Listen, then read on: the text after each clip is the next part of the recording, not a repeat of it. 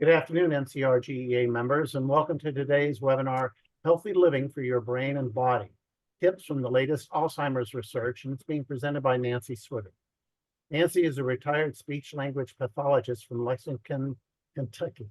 She's been a volunteer with the Alzheimer's Association for over 10 years, both in Kentucky and here in North Carolina, by providing education and communication and swallowing disorders related to dementia. Nancy is passionate about helping others learn about Alzheimer's because she lost her mother to the disease when she was 92. Before we begin this webinar, I want to go over a few items. Each of you has been muted to help ensure the presenters can be heard. The webinar will be recorded and posted on our YouTube account. We'll send out an email to everyone with the link on our YouTube account and announce it on our social media sites, as well as post it on our webpage. For those of you who want to send us questions, we submitted them to Nancy, and many of them will be answered during this presentation. If you think of a question during the presentation, please use the Q&A button at the bottom of the Zoom page. Nancy will try to respond to you during the webinar, but if not, we will read the questions at the end so that Nancy can respond. And finally, we will also be posting our questions through a poll feature during the webinar that you can answer. You can do this, we do this to help emphasize important points and add focus to what we're saying. Normally, Tim O'Connell, NCRGEA's executive director, talks about issues the association is currently working, but right now he's at the General Assembly meeting with members. What he wanted us to go over were a couple of points. Right now, there are currently 2 bills in front of the General Assembly that involve COLAs and bonuses. Senate Bill 805, which originated in the House as House Bill 934, and then House Bill 930. What's unique about House Bill 930 is it has language in there for a 3% COLA for teasers, and this is the unique part, Elgers also.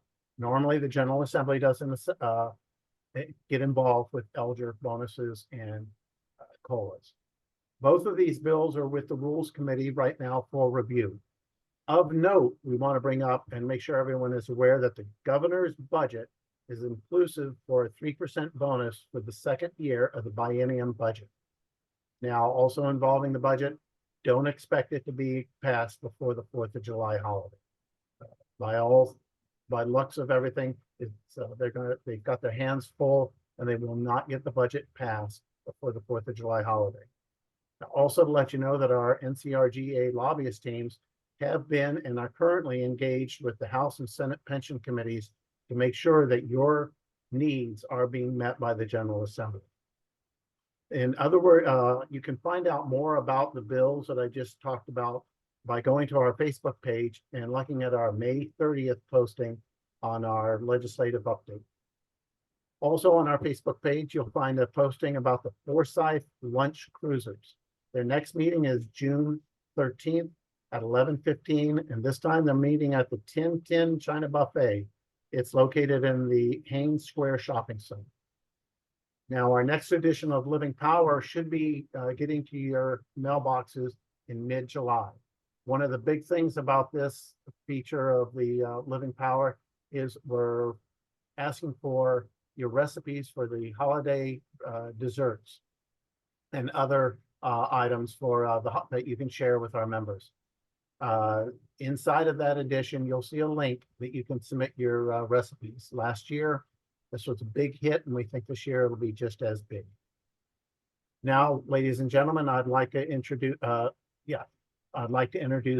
Nancy Switter. Hi, thanks, Tom, and I'm so excited to be with you all today. I've got my notes in front of me, so if I'm looking down, I just want to make sure I'm not forgetting anything. This is I'm a volunteer community educator, retired, as you guys are. And this is my favorite presentation to give because these are action items that all of us can take to reduce our risk of developing a dementia. Next slide.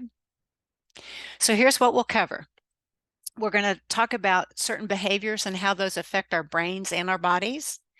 And then we'll go over some strategies for healthy decision-making in these areas. We're going to talk about sleep, smoking, And I understand y'all participated in this no menthol event to reduce smoking. Mental health, physical activity, balanced nutrition.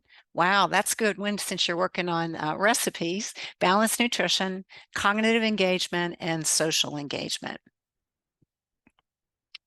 So we're going to start with the brain. So I know some of you all have backgrounds in health-related fields. Some of this will be a review.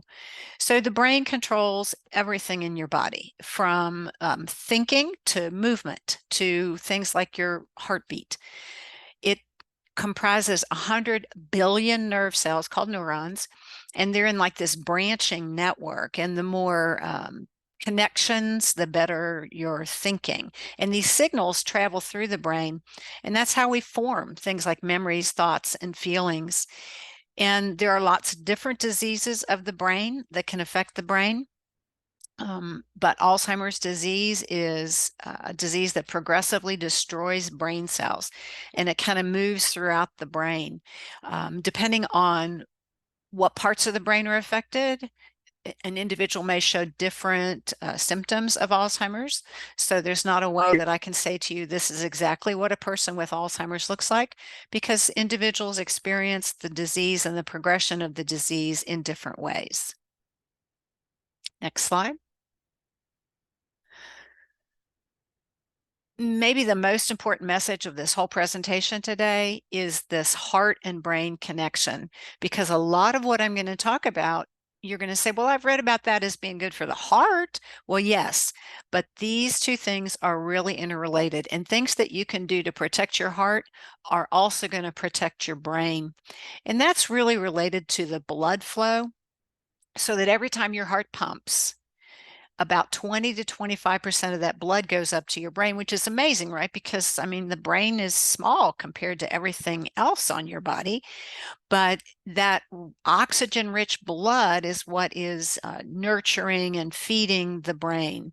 So that as we talk about things that are good for your heart and your cardiovascular system, they're also good for your brain. So we're going to talk about keeping the heart in good working order. And the secondary benefit is it's keeping our brain in good working order. All right, I think we have a poll question. So is Alzheimer's a normal part of aging? What do you guys think?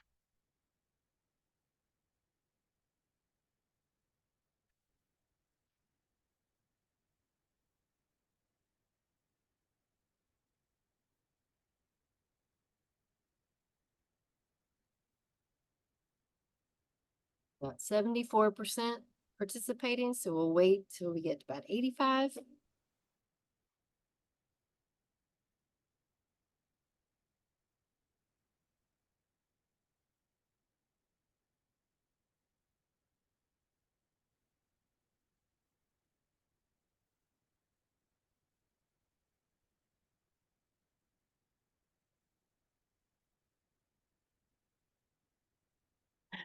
Excellent. Wonderful. So almost everybody says that it's not a normal part of aging. Next slide.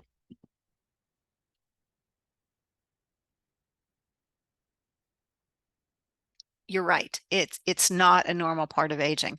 Now, I think any one of us who's in retirement age, every time something happens like, oh, where did I sit my purse down? Or what was the name of the author of that book? We think, oh my gosh, here it comes. Here's dementia.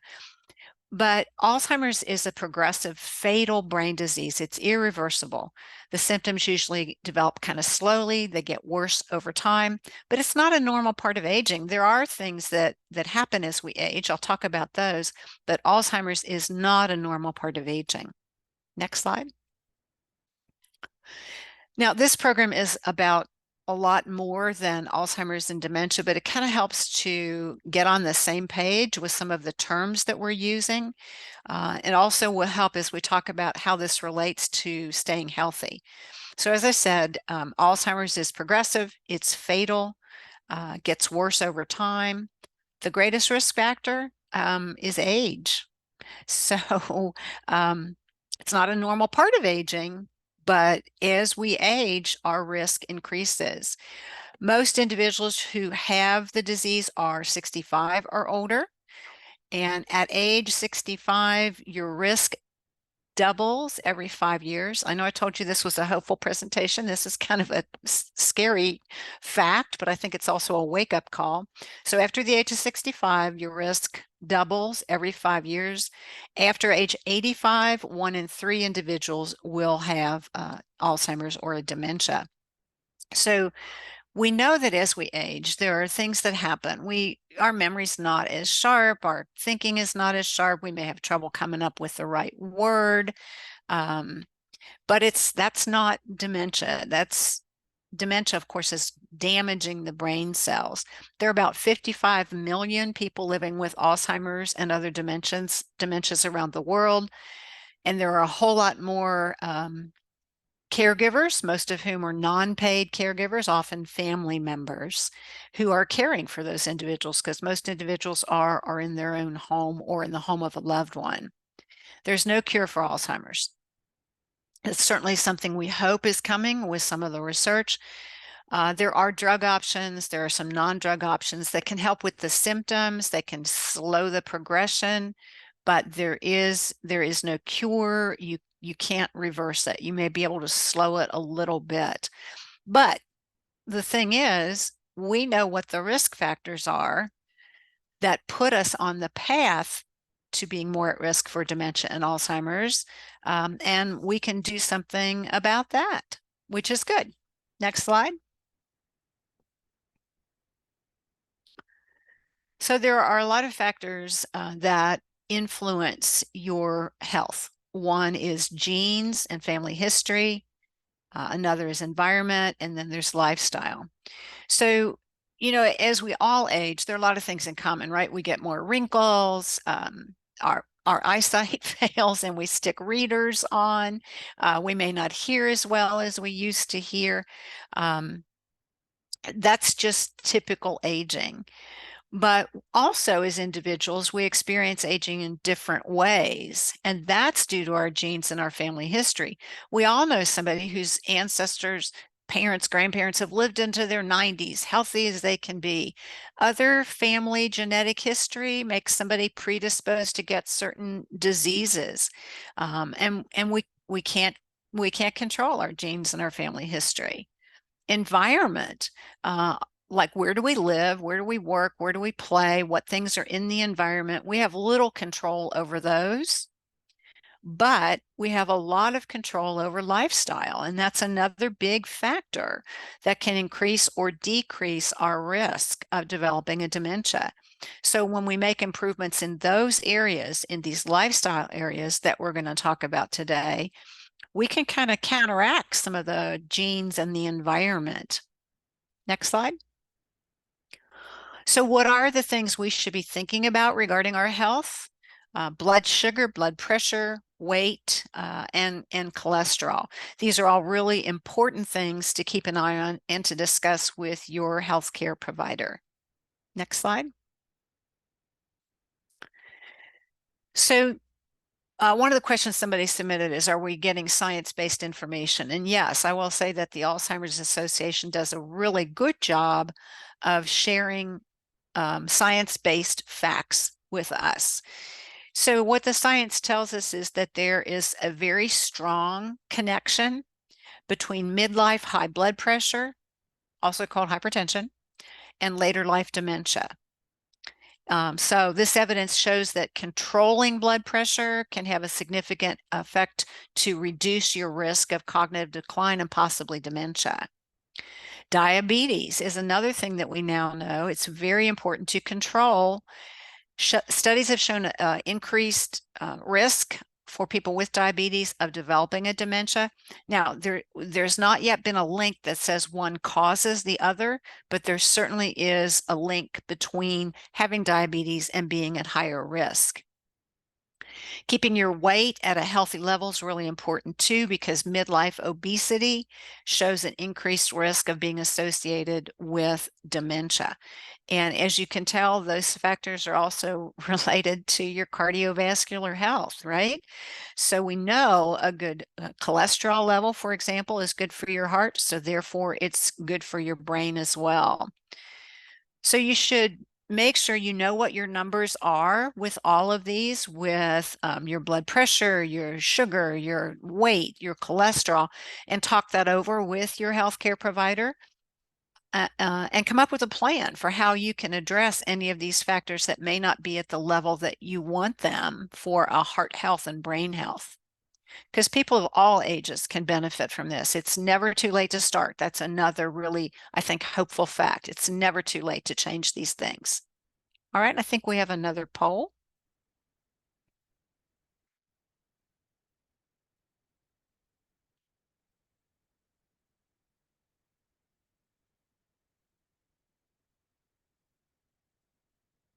So I kind of gave you guys the hint on this one, but let's see what you think.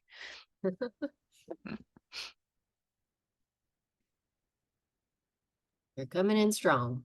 All right. I bet everybody's looking at what lunch they're eating and thinking about, we're going to talk about nutrition. Yeah, exactly. Exactly. And isn't that hopeful? So yes, the answer to that is true. And I love that. And you've heard that too, right? About people who smoke. And we're going to talk about smoking, about how if you stop smoking, you can get your lungs back to looking like healthy young lungs. And this is true for many of these things we're going to talk about today. You may be saying, oh my gosh, I've eaten this way all my life, or I haven't exercised my whole life. What good does it do to start now? Well, the answer is it could do a lot of good. All right, next slide. So these are the areas we're going to talk about. Okay, these are tips for healthy living, and remember, it's for your brain and body. We're going to talk about sleep.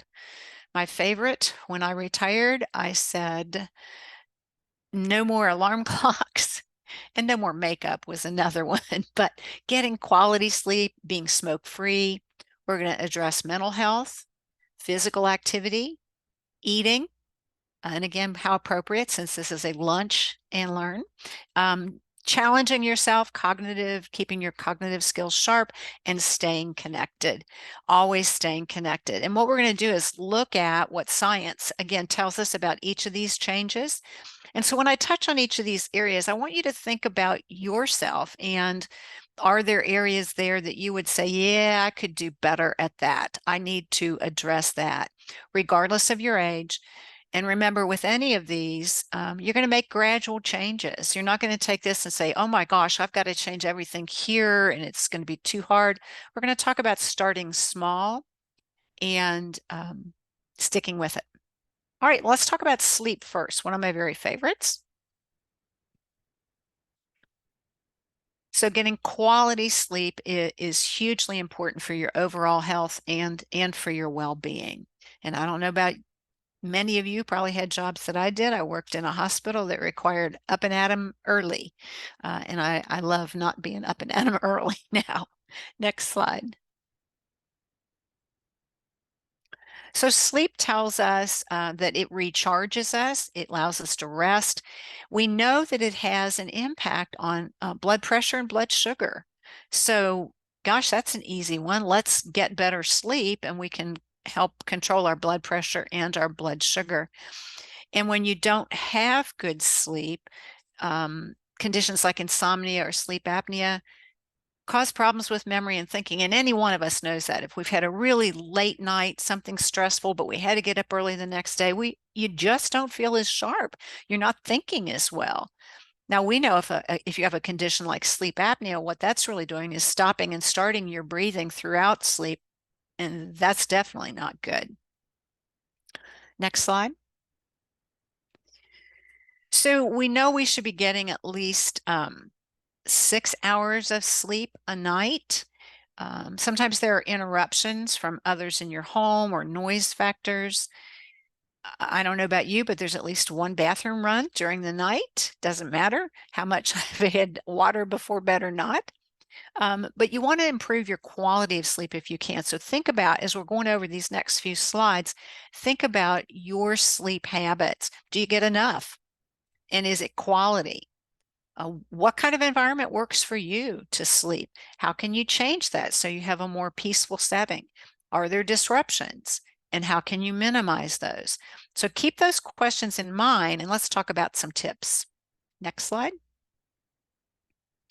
So first thing is to think about the environment. Are you a person that sleeps better when it's very cool, or do you want it really warm? Do you want some light, night light, or a light on in the other room, or do you need it dark and the window shades closed? How about noise? Do you want some background noise? Like the sound of a fan or a white noise machine.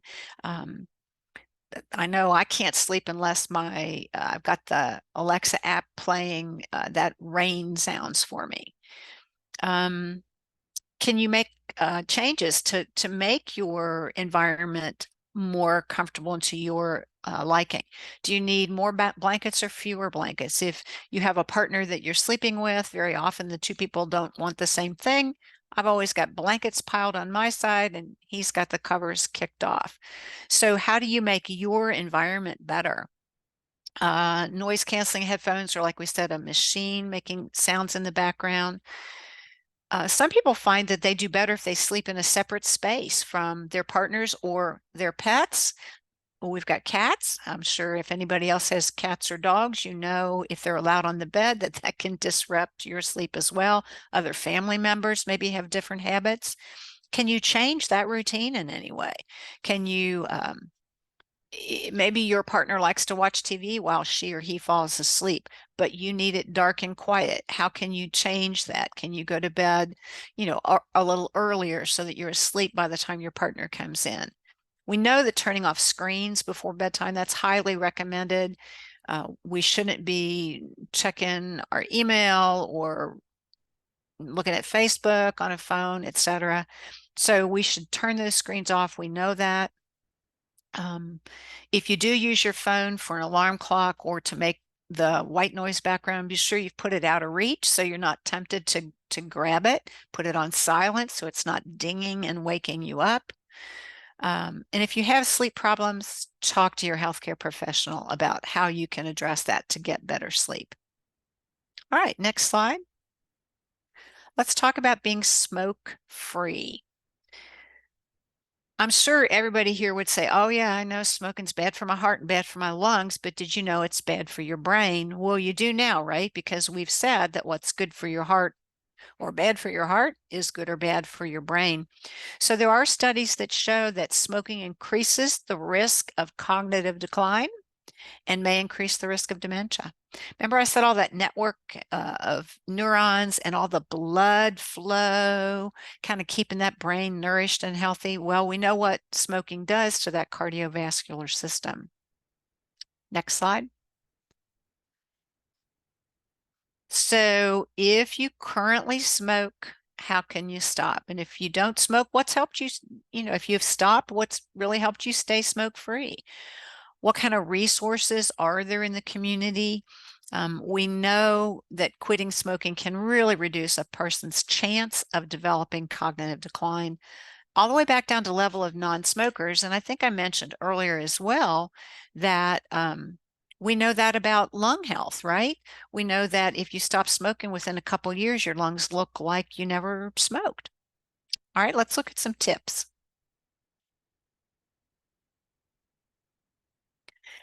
Let's just admit that I've never smoked, so I don't know, but I have relatives and friends who have, and quitting is hard. So make sure you find some support, like quit lines, talking with your doctor or your healthcare professional. Look for smoking cessation programs that work for you and that you have some strong support system in place to help you stop smoking. Okay, let's address mental health. Oh, yeah, there you go. There's the tips for smoke-free.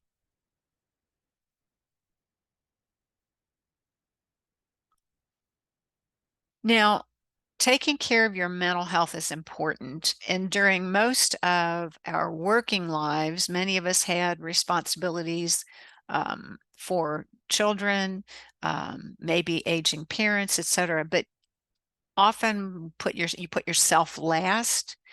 But it's important to prioritize that, making time for self-care. It's not selfish. This is very, very important. Next slide.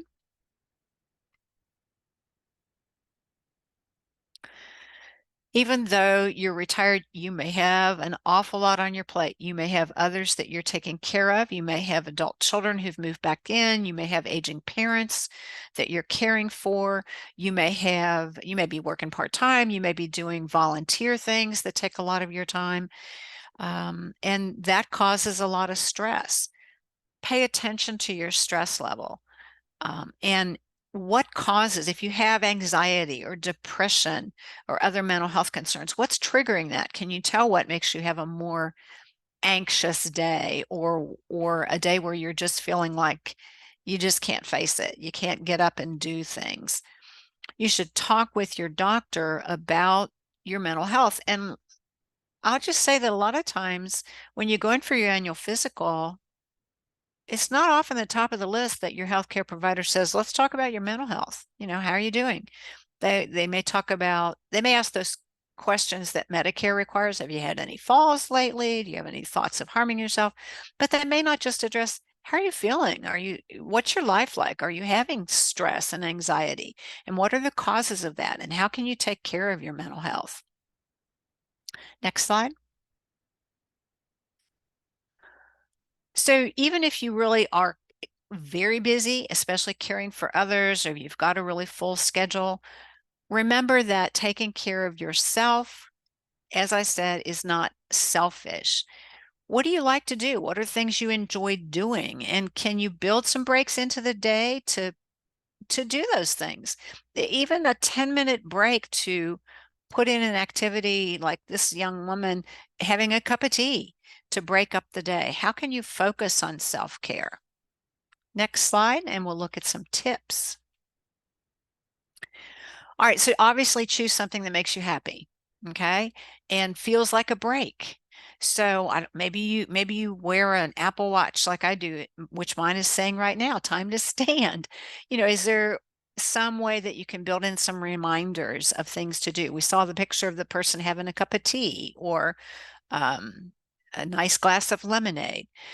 Some people like to nap and that's very refreshing. Can you get up and go for a walk, even if it's, out the front door and down to the mailbox?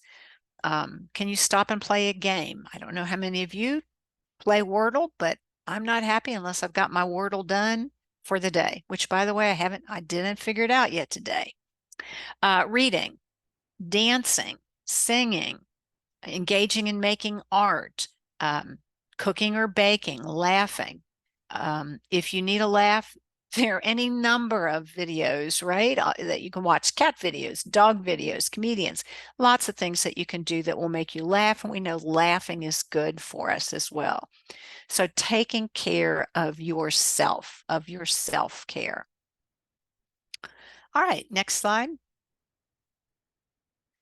Okay, get moving. This area probably has the most research of anything I've talked about so far, that getting moving is going to hugely impact your cardiovascular system and your brain as well. Next slide.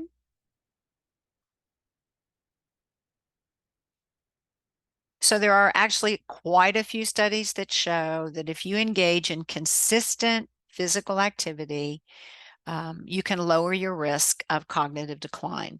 And many researchers will tell you, okay, Nancy, you're giving us this whole long list of things that we need to address. If you can only pick one thing that you're going to jot down and say, this, I'm going to change this area, this is the one that you should change, is physical activity.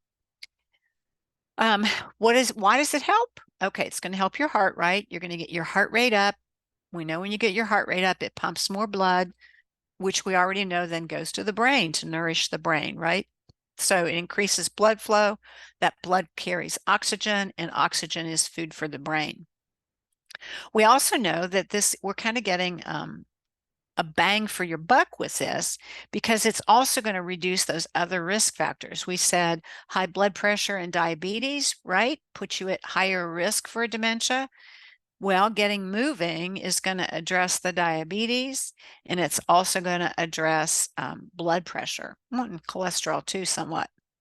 So most researchers will say it really ought to be on the more vigorous side. And what do I mean by that? Your heart should be pumping. You ought to break a sweat. But there's other research that says even just taking a walk or strength training, which is really important, right, as we age, can help. I can't tell you what one specific exercise is that you should do. But again, try to think about if you're walking with another person, you should be able to carry on a conversation. We're not asking you to go and sign up for the New York Marathon, but you should break a sweat and feel like you're pushing yourself a little bit. It doesn't have to be walking. It can be whatever, stationary bike. It can be a rowing machine. It can be a stair climber, whatever you want to do. Whatever works best for you. Almost any one of us, if we increased our physical activity, would increase our overall health, whatever activity we decided we would do. Next slide. It can feel overwhelming, right? If you're like, gee willikers, I've never been a person who exercised on a regular basis. My day is already full. Where in the world am I going to find 20 or 30 minutes to fit into my day? But remember that little changes add up. It can be an additional 5 minutes because you park further away when you go to Ingalls instead of a close parking spot. It can be that break during the day where you say, I'm going to get up and I'm just going to go down to the end of the block and come back. So you don't even have to start with 20 to 30 minutes all at once. It'd be great if you got up to that, but you can do these little activities throughout the day. You should do something that you enjoy.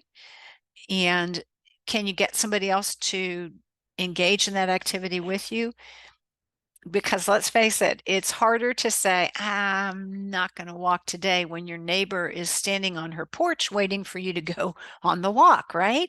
That having somebody else do this activity with you kind of motivates us to, yep, got to do it. I promised Lynn I'd walk with her this morning, so I got to get out and do that.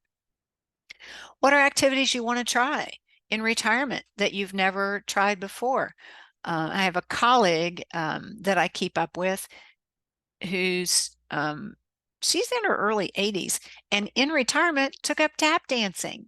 She never had time for tap dancing while she worked. She's taken up tap dancing. Great exercise. So maybe there are things you want to try that are new. And now that you are in retirement, maybe you can find some time to try them. All right, next slide, we'll look at some tips. Again, find things that you can put into your routine. So maybe it doesn't work for you to join a gym because let's face it, that takes 20 minutes to drive to the gym. You got to change your clothes, you got to work out.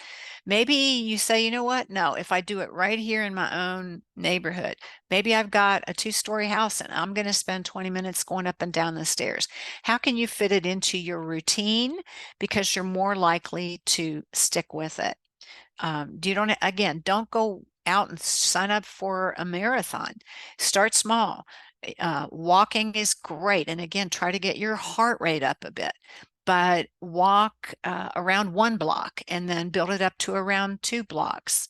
Walk in a flat area and build it up to a hill. Although in Western North Carolina, you'll have trouble finding any flat areas if you live here like I do. Try to get that heart rate up, want to break a sweat, things like tennis. I bet there are some pickleball players on this call. Dancing, taking dancing lessons, asking friends to join you. That will also get socialization, which we're going to talk about in just a minute. As always, if you're about to start a physical activity that you've not engaged in previously, if you've been rather sedentary and you want to start to get physically active, talk to your physician, talk to your healthcare professional to make sure that it's safe for you to start that. All right, let's shift into one of my very favorite areas, and that is nutrition. So eating an overall healthy diet can reduce your risk of a lot of diseases, which is fantastic, not just dementia, but we'll talk about other things that it can help. Next slide. So anything that you've read about a diet that's good for your heart, you now know, okay, Nancy, I get it. It's also good for my brain, right? So eating that balanced diet can reduce your risk. Let's check these off. Reduce your risk of heart disease, cancer, Parkinson's disease, Alzheimer's disease, stroke, and diabetes, right? 6 different things I've named that eating a better diet, a balanced diet, can reduce your risk of developing those diseases. Now, there are lots of different options for what's the best way to maximize your health. But if we look at the research on the relationship between nutrition and cognition, it's kind of limited, but it points to a balanced nutrition and two pretty good examples. So let's go to the next slide and look at these 2 examples. One is the DASH diet and one is the Mediterranean diet. And DASH stands for Dietary Approaches to Stop Hypertension. So the studies with this DASH diet showed it lowered high blood pressure. Okay, we know we want to address that, right? Because it's going to put us at higher risk. And it also improves the blood lipids, your fats, the HDL, the LDL, the bad fats. So it can reduce your risk of cardiovascular disease. And because it's a healthy way of eating, it can reduce your risk of, here's one I didn't name before, osteoporosis, cancer, heart disease, stroke, diabetes. And there's lots of information on the web about the DASH diet. Another one's the Mediterranean diet, which describes the diet that people who live around the Mediterranean Ocean eat, that with their traditional kind of cooking. There was a study done of 1.5 million people who live in that area and who followed this Mediterranean diet.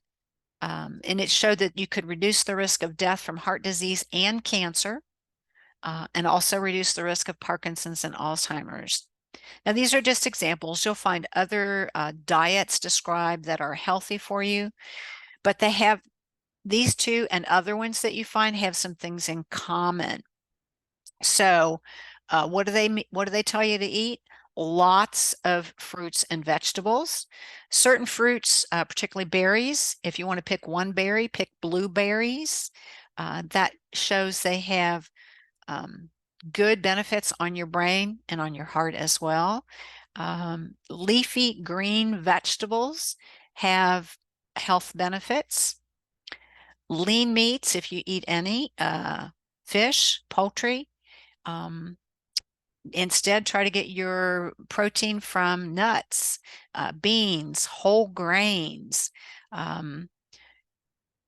Choosing foods with, quote, healthier fats, and that is polyunsaturated and monounsaturated fats. Those are the things that are in stuff like our nuts or plant-based oils, like an olive oil, or even fish. You don't want saturated fats. Stay away from a lot of sugar and salt. One of the ways I've found it helpful is I don't cook with salt.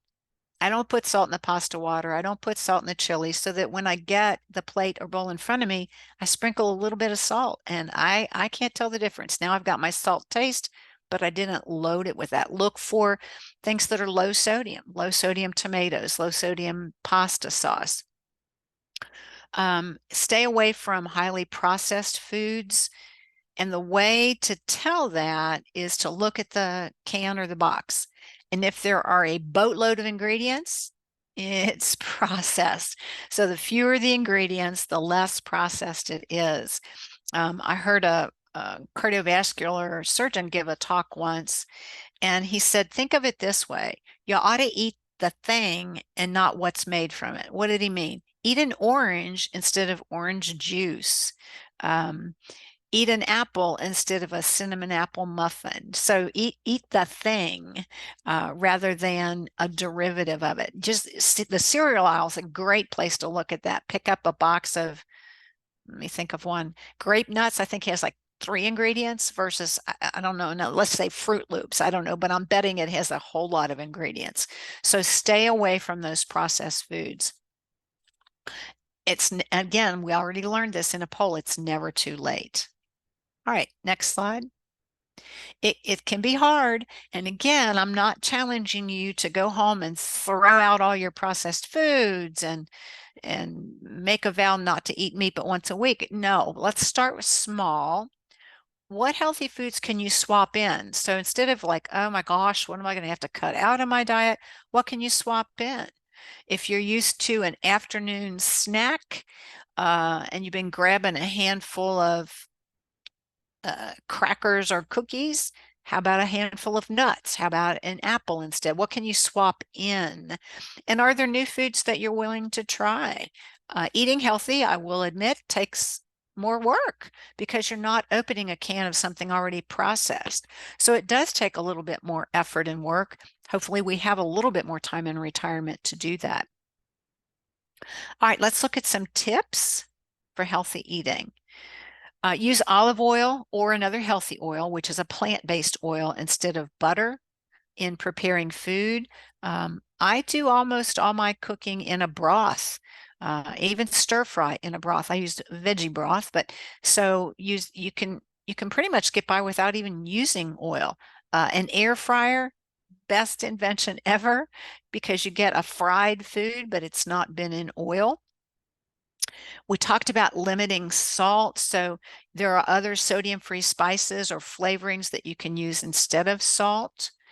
I already talked about my tip for don't put the salt in when you're cooking, wait and sprinkle a little bit on when you eat, finding low sodium foods, get used to reading labels. And I will say that they've gotten much better at putting it on the label instead of having to read it. But you'd be amazed. For example, soups, oh my gosh, they're so high in sodium. You turn that over and wow, there's 600 milligrams of sodium in a bowl of soup out of this carton of soup. So get used to reading the labels. Choose plain, fresh, frozen, or even canned vegetables. And build your meal around those vegetables and add in some beans and whole grains. If you're going to eat meat, choose skinless poultry, fish, and lean cuts of meat. Eat fish a couple days a week. And dessert, if that's your weakness, serve fresh fruit for dessert. Okay, next slide. This was one of the questions that came in, what kind of supplements should I take? What kind of vitamins? And there are a ton of them on the market, but proceed with caution. The World Health Organization says that vitamin supplements are not recommended to reduce the risk of cognitive decline and dementia. Balanced nutrition that we've just talked about is the way to go. And once you get yourself on a diet that's balanced nutrition, then very likely you're not going to need any vitamins or supplements. Certainly talk to your healthcare professional if you have a deficiency. For example, lots of women in particular as we age need calcium supplements, right? Because we know we have a deficit. But if you don't have an identified deficit, then there's really not a need for that. The balanced nutrition is the way to go. On labels on supplements, you can go in any grocery store, health food store, and there are so many supplements.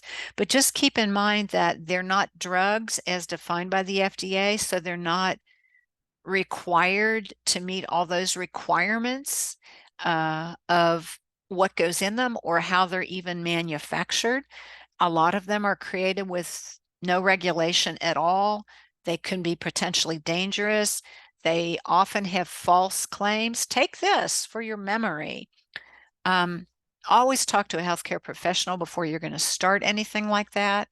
But I will say if something seems too good to be true, it's probably too good to be true. All right, next slide.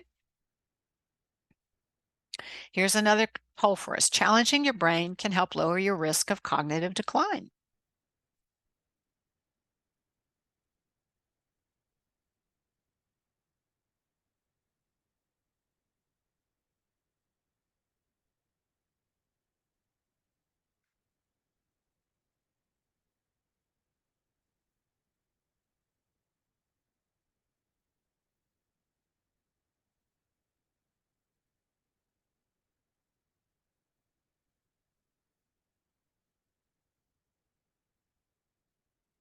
All right, see you guys. I didn't even need to present this to you all. Y'all knew exactly right. Yes. And that's a fun and easy thing we'll talk about how we can challenge our brain. So the answer is definitely true with that. All right, let's go to the next slide. So challenging yourself can have not only short-term, but long-term benefits for your brain. So what is cognitive engagement? Or you might hear it called mental engagement. It means keeping your mind active. Anything that uses your mind in a challenging way, and this is very important, is a cognitive activity that can have benefits for your brain. That can be learning new skills, working on a challenging task, doing ongoing learning, like these lunch and learns that you guys have on a monthly basis is perfect. Next slide. So if you're using your mind in new and challenging ways, what we think science tells us is that you're making new connections. So we talked about that network of neurons in your brain. And when you learn something new, you build new connections. It's like learning a new way. Oh, I didn't know how to get downtown going the back way. So it's a new connection. Same thing happens in your brain. The more connections you have, the more nimble your brain is. And the more nimble your brain is, the better you can guard against the effects of injuries or diseases that can compromise brain function. Those challenging activities also encourage blood flow to the brain because the brain's like, this is kind of hard, send me some more blood, so that you're nourishing the brain as well. Formal education is important. And research shows that classroom-based learning, like you're doing today, that's led by a professionally trained teacher, can keep your brain healthy and can protect you from developing dementia. Now, some researchers think maybe it is the fact that education builds this more robust network, right? As we learn things, we've got to make new connections in our brain. Okay, next. So what can you do to challenge yourself? Are there new hobbies or skills you want to learn? Maybe you want to go learn tap dancing like my friend Shar. What sounds fun? What would you like to learn about? What's challenging for one person may not be challenging for another. For example, part of what I did as a speech pathologist was run a reading center. And so I'm really, really good at word puzzles. And I can whip through those like crazy, but are they challenging me? Probably not. What I need to be doing are math puzzles. So it's got to be challenging. It doesn't mean you can't do the fun things that you enjoy that you're good at, like the jumble in the paper. But if that's not challenging, you look for something else. All right, next slide. All right, so you want to do something that requires you to do new learning. So taking a class at a local college or community center. Here in Asheville, we have that Osher Lifelong Learning, OLLI. You probably have it in many other parts of the state. There are lots of times that community colleges offer courses or classes. If you live in I'm in an HOA and I went to a lecture last night on the environment. That was formal learning.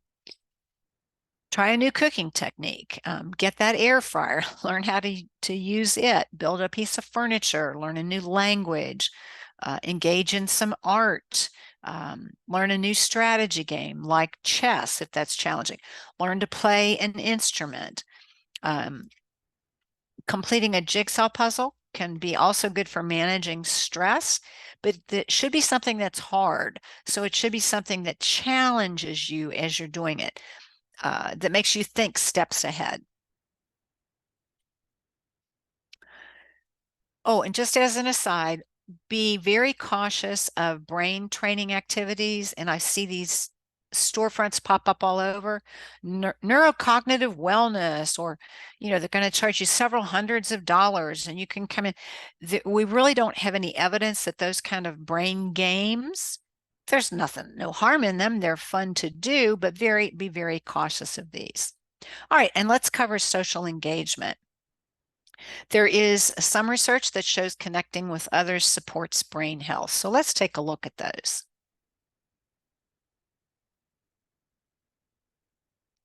We do know that people who stay socially active are healthier and they make healthier choices. People don't do well in isolation. When we feel connected to others, we tend to make healthier decisions. Next slide. Tons of ways you can stay connected, right? You can do whatever new physical activity you're going to choose. You're going to do this with a friend. Can you volunteer? Can you get involved in your community? Are there committees here within your association that you can get involved with? Can you start a club that is related to something you enjoy? Let's look at some tips. Lots of different ways you can connect, right? Volunteering for a cause that's important to you. I'm still Zooming long after COVID with several groups of friends that we started doing that during COVID, visiting with friends and family, getting out and participating in events. Okay, so let's recap, right? Hopefully you have checked one or more of these as an area where you can make improvements in terms of your overall health and your brain health. All right, let me show you a slide about the Alzheimer's Association, because some of the questions that were posted, if we don't get to them, you can find a lot of information here. There is a 24/7 helpline, and you will get a trained master's level clinician to answer that question. And you can get very specific. Oh, let me tell you about my aunt, and this is what I'm seeing, and what should I do? There are a lot of online resources as well at alz.org. One of the questions that came through was recommend some facilities within North Carolina. Well, I can't do that, but there is a community resource finder that can hook you up with resources within your community. So I would strongly encourage you, if you have a personal connection with somebody who you think has Alzheimer's, developing it, or you have questions, that website is fantastic, and the helpline is extremely helpful. All right, so we'll wrap up and save some time for questions. I know they're going to post that email in the chat. Keep in mind, I'm a volunteer, and if I don't know an answer to something, I'll point you where you can find it. So this is not medical advice or anything that I'm giving you. Okay, thank you, Nancy. That's definitely a subject that all of us need to know more about. Many of us have been touched with people who have had Alzheimer's and dementia, and it is not an easy road to go down. But as Nancy brought up, there's lots of research and lots of resources out there to help you along. Also, so right now we've got Daryl, who's going to read some of the questions you've submitted. Yes, thank you, Tom, and thank you again, Nancy, for such a wonderful and informative presentation. A number of the questions were answered already in the presentation, so I'm just going to pick a couple or so to respond to. One was to explain the difference between Alzheimer's and dementia. Okay, great. Often people use the terms interchangeably, and they're not the same. So I want you to think about dementia as an umbrella term, and there are a lot of different types under it. There's vascular dementia that comes, for instance, from having had a lot of strokes. There's one called Lewy body, L-E-W-Y, Lewy body dementia, that's a different cellular deterioration. Frontotemporal dementia, etc. But Alzheimer's, by and large, is the biggest cause. Estimates are 65 to 75% of all dementias are of the Alzheimer's type. So it's very specific. Thank you for that. Then one of the other questions that we had talked about earlier, you and I, was regarding hearing loss. What is the correlation or the effect of that to Alzheimer's? Okay. Great question. So mild hearing loss has been found to double the risk of dementia. That was a study done at Johns Hopkins. So if you have hearing loss, or you have a loved one who has hearing loss and they're not addressing it, you have my permission to nudge them.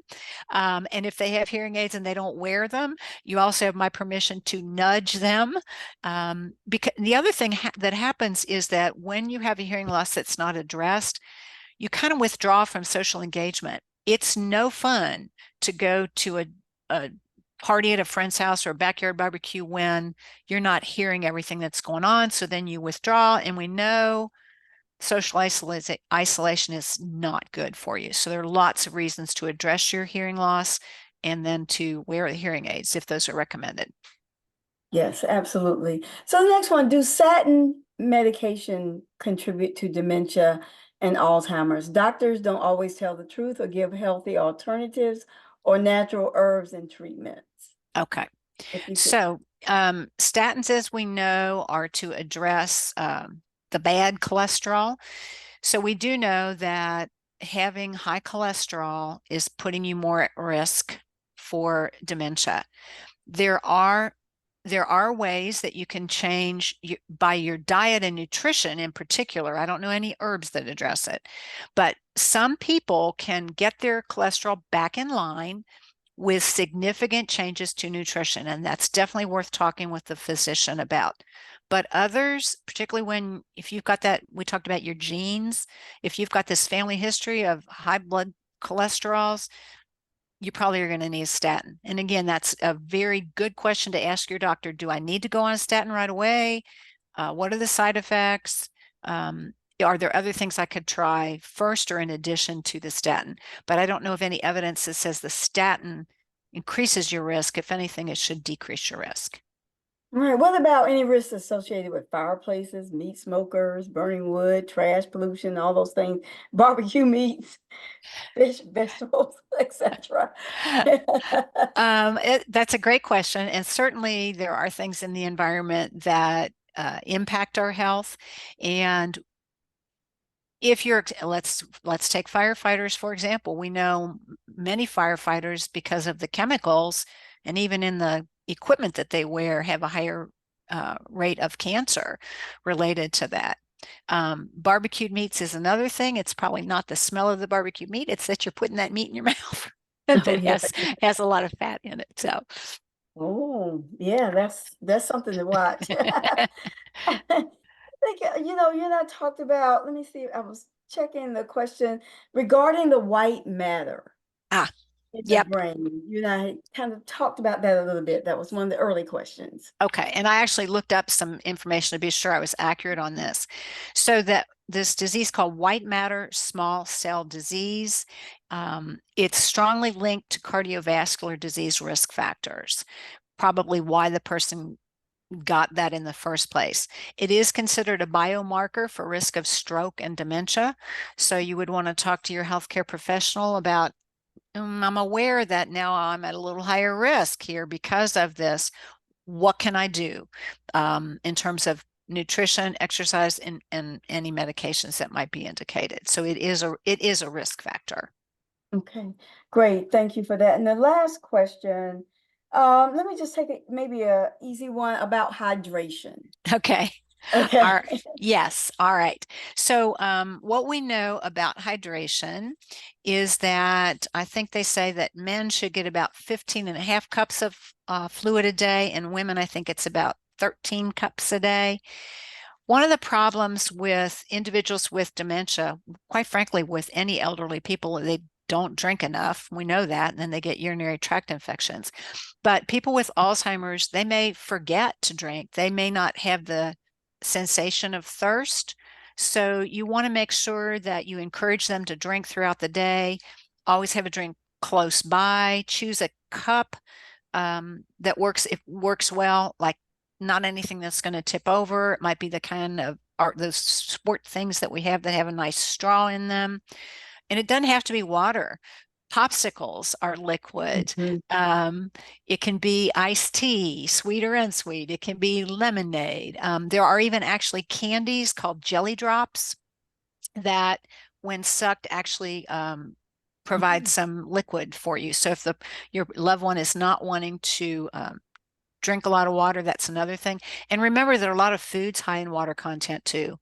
So squash and oranges, watermelon, those are all liquids as well. And you can maybe get your loved one to take those more than just drinking water.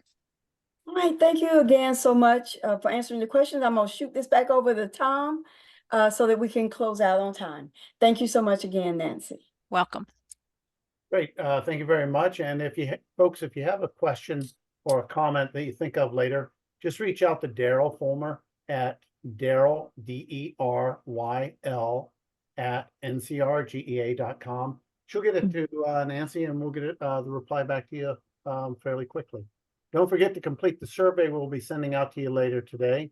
Again, it's quick and easy to complete, and we need them back by Monday. Before we leave, we want to let you know about our next Lunch and Learn webinar, and that's going to be the power of deprescribing, how you can stop harmful medication use. It's going to be held on July 17th from 12:30 to 1:30. This webinar is being presented by pharmacist Leon Canterbury. He's the president and CEO of Geriatrics Incorporated. It focuses in on how to safely stop taking medications, reduce your pill dependency, and improve your quality of life. Those of you who attended our Raleigh conference back in April, you may have met Leon. He had a table set up. But for right now, folks, thanks for joining us. And as always, the association stands ready to assist you in your retirement. Goodbye.